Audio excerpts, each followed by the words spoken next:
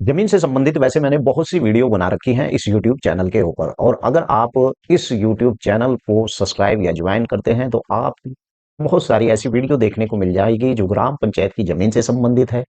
और ग्राम पंचायत के अंदर अगर आपके द्वारा किसी भूमि को कब्जाया गया है उसके नियमों से संबंधित वीडियो है। अगर आप मुझसे राब्ता करना चाहते हैं या मुझसे बातचीत करना चाहते हैं तो टेलीग्राम मेरे इस टेलीग्राम के अकाउंट को आप लोग सब्सक्राइब कर ले। आप किसी भी समय मुझसे उस पर वार्तालाप कर सकते हैं या फिर आप मुझे किसी भी समय उस पर आप एसएमएस कर सकते हैं। तो चलिए आज की इस वीडियो में हम जानकारी करेंगे कि ग्राम पंचायत के अंदर आपने देखा होगा कि भूमि कई प्रकार की होती है। एक भूमि कल्याण की भी भूमि होती है जिसे कल्याण की भूमि कहा जाता है। और अगर आप इसके बारे में विस्तार से जानकारी चाहते हैं तो इस वीडियो पर आप लास्ट तक बने रहे, क्योंकि कल्याण की ऐसी भूमि है जिस पर व्यक्ति कब्जा करके बैठ जाते हैं। आज की इस वीडियो में हम जानेंगे कि क्या कल्याण की भूमि पर कब्जा हो सकता है या कल्याण की भूमि का पट्टा हो सकता है, या 2025 के अंदर क्या कोई ऐसा नियम आया है जो कल्याण की भूमि के ऊपर यानी कब्जा किए हुए व्यक्तियों को यानी आबादी का या फिर कृषि भूमि का या किसी भी प्रकार का पट्टा मिला हो। तो चलिए वीडियो को विस्तार से शुरू करने से पहले आपसे बता दूं कि ग्राम पंचायत कल्याण की जमीन पर जो कब्जे और पट्टा मिलने की जो संभावना है संबंध में 2025 में नए नियमों की बात यानी कही जा रही है। कई प्रदेशों के अंदर इस प्रकार के नियम बनाए गए हैं जहां पर कल्याण की भूमि है और लोग काफी समय से वहां पर बसे हुए हैं कल्याण की भूमि पर। तो उन लोगों को वहीं पर यानी कि पट्टा दे दिया गया है, आवासीय पट्टा पट्टा हो या किसी भी प्रकार का पट्टा हो। तो आपको अगर मुझसे बात करनी है आप मेरे टेलीग्राम चैनल को आप लोग यानी सब्सक्राइब कर लें, और उस पर मैं नियम से संबंधित सभी पीडीएफ उस पर ही रखता हूं। जैसे कि मैंने आज की वीडियो बनाई है तो मैं अपनी वीडियो के अंदर जिस प्रकार का भी नियम होता है वो अपने टेलीग्राम अकाउंट पर दे देता हूं। आप किसी भी नियम को पूछेंगे या जानकारी चाहेंगे तो टेलीग्राम के ऊपर आप लोग जाकर उसे पीडीएफ की फाइल में कन्वर्ट कर सकते हैं। तो चलिए शुरू करते हैं कि ग्राम पंचायत के अंदर जो कल्याण की भूमि होती है वो किस प्रकार की भूमि होती है। मैं आपको कंप्यूटर की स्क्रीन पर स्टेप बाय स्टेप बताने जा रहा हूं, क्योंकि आप ये ना कहे कि आपने ये बात हमें मुजबानी बताई है। तो चलिए मैं आपको दिखा रहा हूं ग्राम पंचायत की जो कल्याण की जमीन पर पट्टा मिलने की संभावना और नियम 2025 के संदर्भ में। आज मैंने वीडियो इसलिए बनाई है ये कि बहुत से साथी थे, उन्होंने मेरे से पूछा था कि अकरम भाई मेरे टेलीग्राम पर कि अकरम भाई एसएमएस किया था कि अकरम भाई कल्याण की भूमि के ऊपर जमीन के ऊपर आपने बहुत कम वीडियो बना रखी हैं और हमें कल्याण की भूमि के बारे में जानकारी चाहिए। तो मैंने सोचा कि क्यों ना इसे टॉपिक बनाकर इस पर वीडियो बना दी जाए, क्योंकि कल्याण की भूमि के बारे में हर व्यक्ति को जानकारी नहीं होती है। कल्याण की जमीन का कानूनी स्वरूप क्या है ये समझ लेना हमें पहले जरूरी चाहिए। कल्याण की भूमि आमतौर पर ग्राम पंचायत की वह सार्वजनिक यानी उपयोग की भूमि होती है जो ग्रामीण यानी के द्वारा फसल काटने या बाद में अनाज की गराई या भंडारण के लिए इस्तेमाल की जाती है।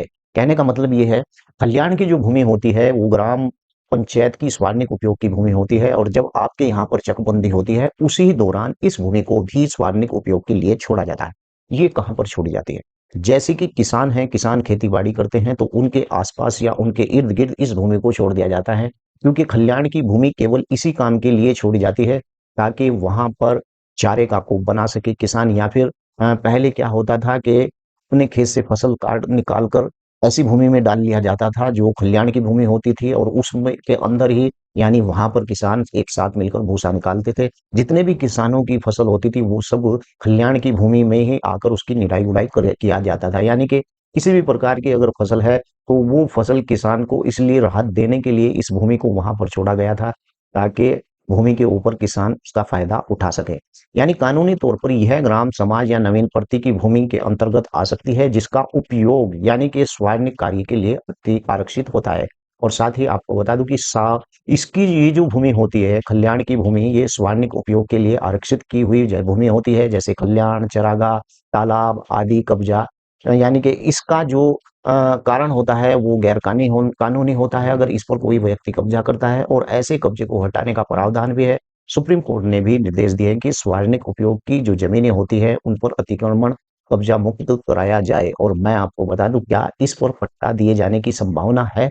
चलिए मैं आपको यहाँ पर दिखा रहा हूं ताकि आपको विस्तार से पता लगे। सार्वजनिक उपयोग की भूमि जैसे कल्याण का पट्टा लैंड टाइटल डीड जिसका मिलना मुश्किल होता है, क्योंकि इसके अलावा पूरे गांव के लिए होता है, यानी इसका उपयोग इसका कोई पट्टा नहीं बनाया जा सकता। हालांकि खबरों के अनुसार कुछ राज्य सरकारों ने पुराने कब्जे को नियत रेगुलराइज करने पर विचार कर रही है, और खासकर उन मामलों में जहां गरीबों ने आवासीय उपयोग के लिए मकान बना लिए हैं, यह नियम विशिष्ट राज्यों में लागू हो सकते हैं और किस प्रकार का पट्टा उन्हें मिल सकता है। कहने का मतलब यह है कि अगर कुछ गरीब व्यक्ति भी गांव के अंदर होते हैं, उन लोगों ने अगर कल्याण की भूमि पर काफी पहले से इस प्रकार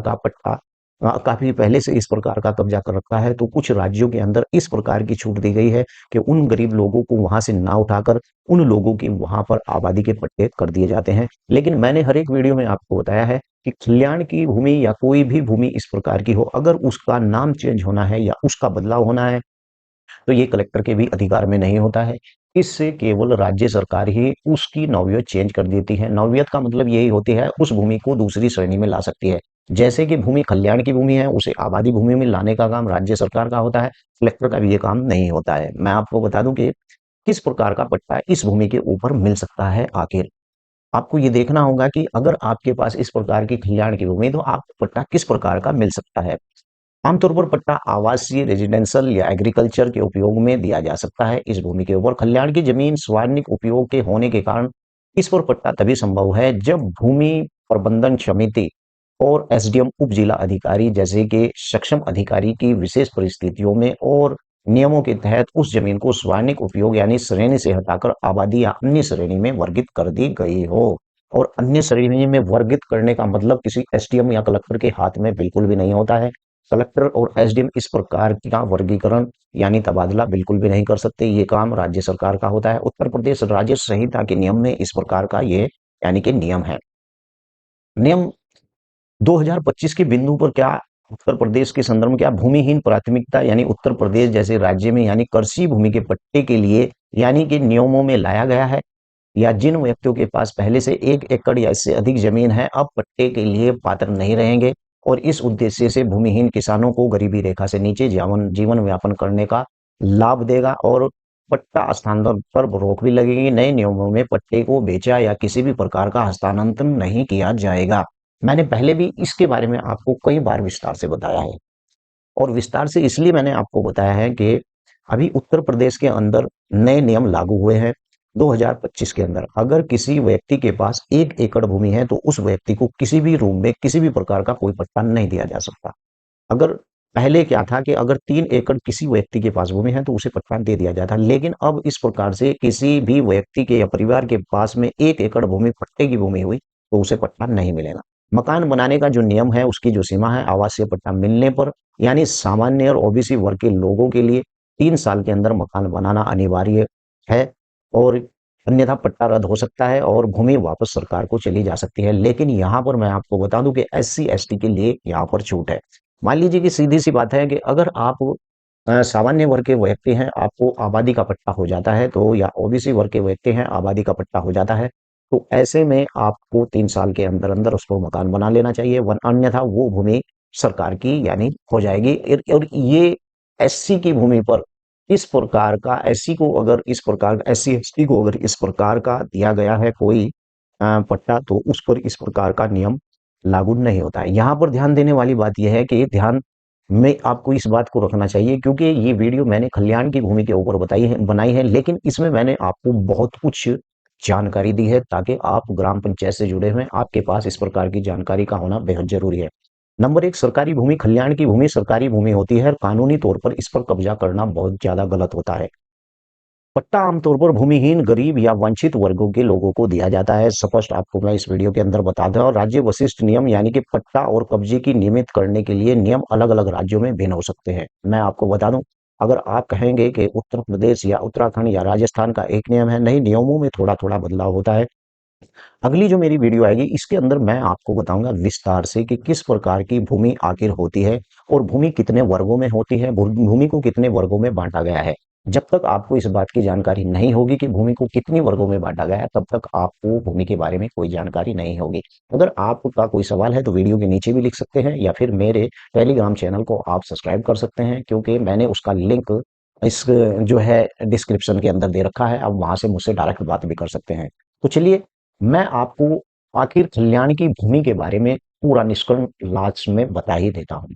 कल्याण की जो जमीन पर पट्टा मिलने की संभावना मैंने इस वीडियो के अंदर आपको बता दी, बहुत ही कम होती है, क्योंकि यह सार्वजनिक उपयोग की भूमि होती है। हालांकि यदि कब्जा आवासीय उपयोग के लिए काफी पुराना है और भूमिहीन गरीब वर्ग विशेष सरकारी योजना या नए नियमों के तहत, जैसे उत्तर प्रदेश में सक्षम अधिकारी के द्वारा जांच के बाद आवासीय पट्टा जारी किया जा सकता है, लेकिन उस भूमि की पहले नौवियत चेंज करानी पड़ेगी। आगे आप को जानना चाहिए इस बात को कि क्या आप जानना चाहेंगे कि आपके वशिष्ठ राज्य या जैसे उत्तर प्रदेश, राजस्थान के संबंध में क्या क्या नियम है, तो इस पर भी मैं वीडियो बहुत जल्द लेकर के आने वाला हूँ। वीडियो कैसी लगी है